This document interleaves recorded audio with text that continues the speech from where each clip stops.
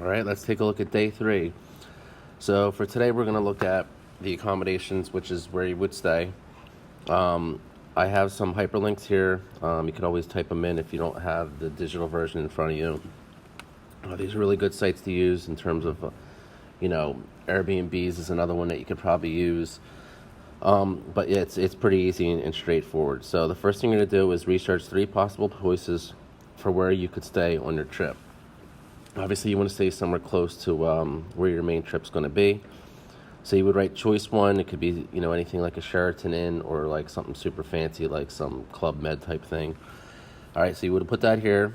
We would put the cost per night, right, for how many travelers. So let's say that you have up to 3 people. You have to be at least, I think our stipulations that you have to have at least yourself and someone else.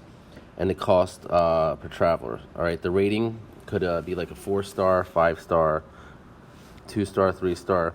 So with the pros and cons, pros are things that are positive, right? These are positive things, right? Good things about the place.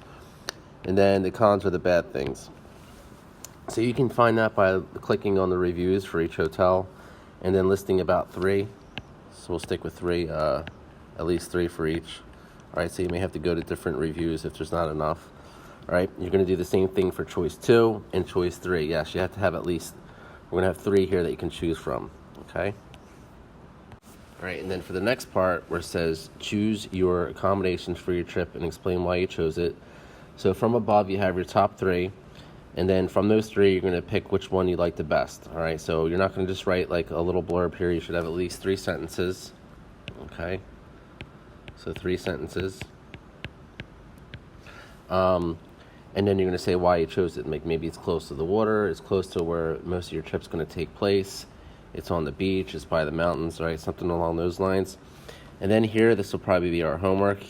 You want to print this out.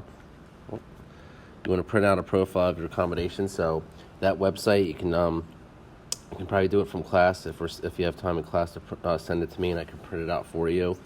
Or you'll have to do it at home. All right, then you're going to book your stay. So you're going to fill out the information below about the hotel, the name of the hotel, the day you're going to get there, the day you're going to leave, the type of room.